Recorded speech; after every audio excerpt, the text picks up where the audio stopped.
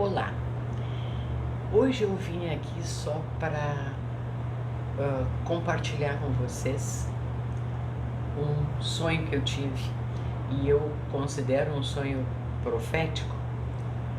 Não foi hoje, né? Não foi essa madrugada, já faz alguns dias, mas eu achei interessante de trazer isso, porque é interessante que a gente preste atenção nos sonhos da gente.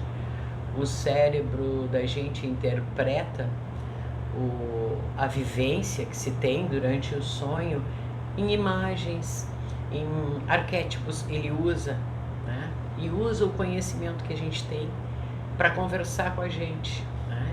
Que o espírito da gente usa para conversar com a gente através de imagens. E é uma coisa interessante porque funciona muito.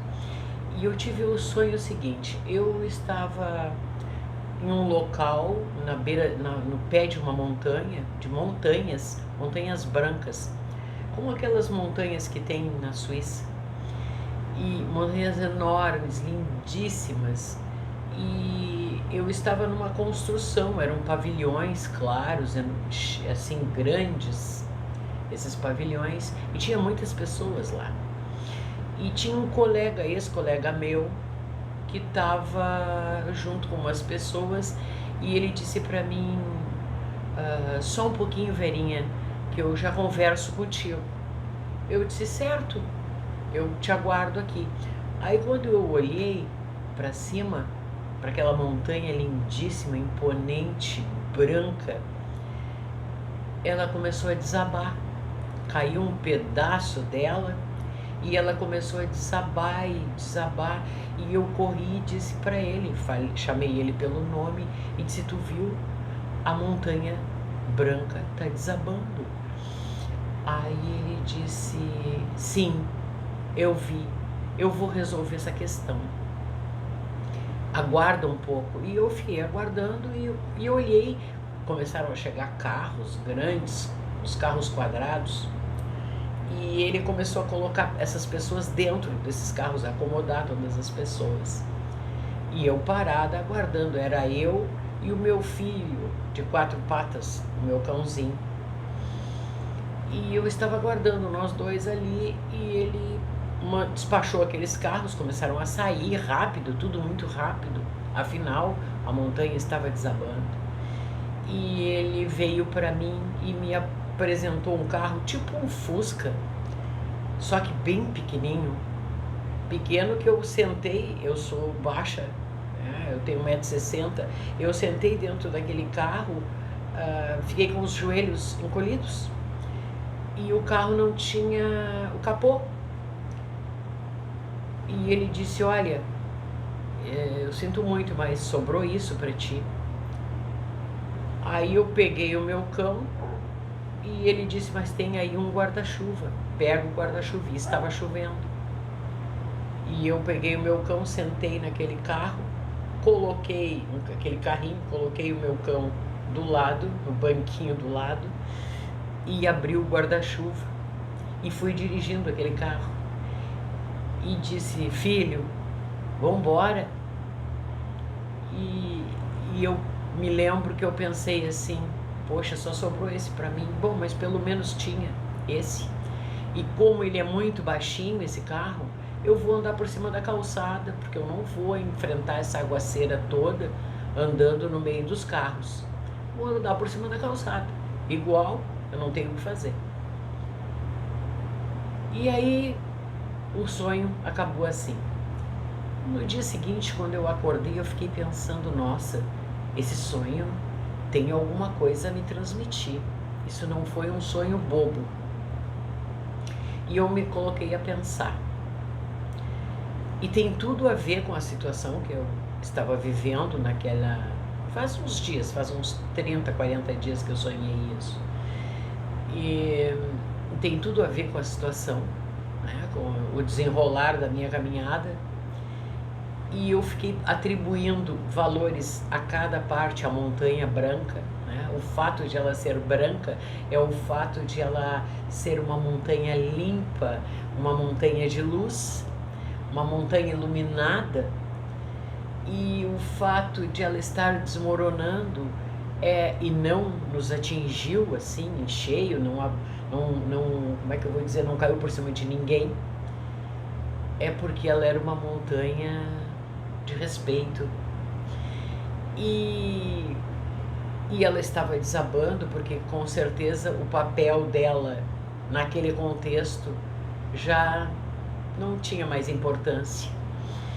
E o fato de eu ter pego o guarda-chuva, isso me chamou muito a atenção. Eu atribuí o carro, né, o carro pequenininho, porque eu achei assim que como era só eu e o meu filho de 4 patas, eu não precisaria de um carro tão grande quanto os outros carros que saíram, aonde se acomodaram várias pessoas dentro daqueles carros. Mas éramos só nós dois, sozinhos. Então nós precisaríamos realmente de um carro pequeno. E o guarda-chuva me chamou muito a atenção, porque eu pensei, poxa, tá chovendo muito e só sobrou este carro pequeno, mas eu ganhei um guarda-chuva. Eu ganhei um guarda-chuva. O que era esse guarda-chuva para mim? Era a proteção, era a proteção dos amigos, da minha espiritualidade, dos parceiros de caminhada, da minha egrégora de luz, esses amigos que de outros planos me acompanham, me protegem, muitas das vezes aguentam os meus rompantes, né? Porque eu tenho um hábito muito estranho, eu falo com eles como se eles estivessem, né, me atrapalhando, alguma coisa de algo que eu não gostei, eu reclamo. Então eu pensei, nossa, eu não estou desamparada, porque eu tenho um guarda-chuva. E esse guarda-chuva tem um peso muito grande, né, na minha vida. Então eu achei muito interessante a maneira que o meu cérebro interpretou tudo e me deu um guarda-chuva para definir o meu amparo, a minha proteção, a minha egrégora de luz que está sempre comigo, pessoas, amigos que de outras vivências torcem por mim e me trazem frequentemente muitas energias de luz e de paz e me acalmam quando eu estou estressada, quando eu estou nervosa ou por algum motivo, por ingerências, eu questiono o futuro. Eles me trazem o alento, porque eu sinto direitinho a energia maravilhosa dessas criaturas que de outras experiências se afeiçoaram a mim. E eu sou profundamente grata a isso. E quando eu digo que a gente não precisa de mais nada se tem amigo, se tem um amigo, eu também me refiro a eles, a essa espiritualidade amorosa, a esses amigos que eu, por sorte, obviamente, conquistei o coração deles. E eles então se colocam diante de situações difíceis que eu possa passar, eles se colocam como o meu guarda-chuva, me protegendo de raios, de trovoadas, de chuvaradas, de enchentes, de desabamentos. E eu achei interessante de vir aqui conversar com vocês, porque a gente precisa dar muita importância aos sonhos da gente. Quando a gente dorme, a gente não fica presa ao corpo. A gente sai e vai fazer coisas que são,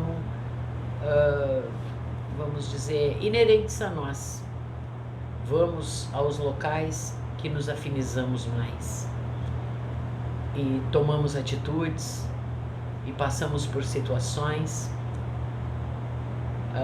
que ressoam com quem somos, com aquilo que carregamos na nossa mente e no nosso coração, nas nossas atitudes, as nossas emoções. Isso tudo dita o caminho que a gente segue, ainda que não estejamos no corpo físico momentaneamente, a gente tem atitudes durante o sonho.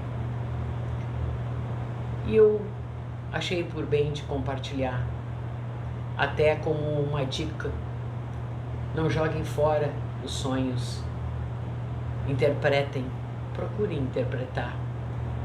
O coração de vocês vai sempre dizer a melhor interpretação para o sonho. E ele foi profético porque ele aconteceu antes do desenrolar de uma situação bem difícil para mim, e que foi só o princípio, né? Está sendo só o princípio.